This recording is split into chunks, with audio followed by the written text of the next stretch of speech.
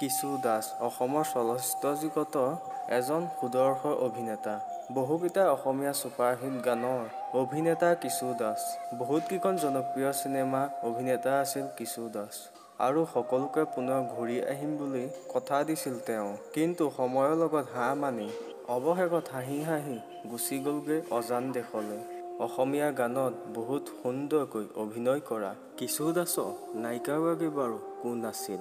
তেওঁ বহু নজনা কথা জনাম এই ভিডিঅ'টোৰ জৰিয়ে। গতিকে ভিডিঅ'টো সম্পূৰ্ণকৈ চাই থাকিব।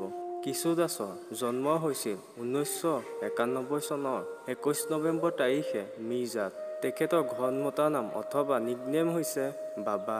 কিশু দাসৰ পিতৃগৰাকীৰ নাম হৈছে দেৱেন দাস আৰু মাতৃগৰাকীৰ নাম হৈছে নলিনী দাস। এইবাৰ ক'বলৈ ওলাইছোঁ তেখেতৰ বাস্তৱ জীৱনৰ নায়িকাগৰাকীৰ বিষয়ে। ফেনসকল জনপ্ৰিয় অভিনেতা কিশু দাসৰ ৰিয়েল লাইফৰ প্ৰেমিকাগৰাকীৰ নাম হৈছে ভাৱনা চৌধুৰী আৰু ভাৱনা চৌধুৰীৰ ঘৰ হৈছে গুৱাহাটীত।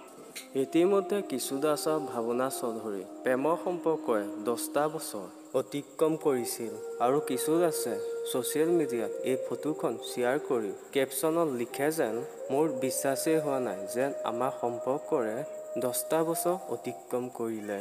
আমাৰ সম্পৰ্ক যিমানেই পুৰণা হৈ আহিছে সিমানেই শক্তিশালী হৈ আহিছে। এয়া এক সুন্দৰ যাত্ৰা আছিল। এই যাত্ৰা যাতে কেতিয়াও শেষ নহয়। আৰু এনেদৰে কৈ তেওঁ সকলোকে কনুৱাই আমাৰ মাজৰ পৰা হাঁহি হাঁহি বিদায় মাগিলে।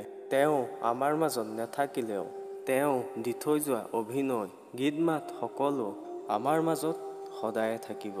আৰু তেওঁ অভিনয় চাই ভাল পোৱা সকলোৱে ভিডিঅ'টোক লাইক এটা কৰি দিব আৰু কমেণ্ট কৰি জনাব তেওঁ কোনখন ছবি আপোনাৰ ভাল লাগে।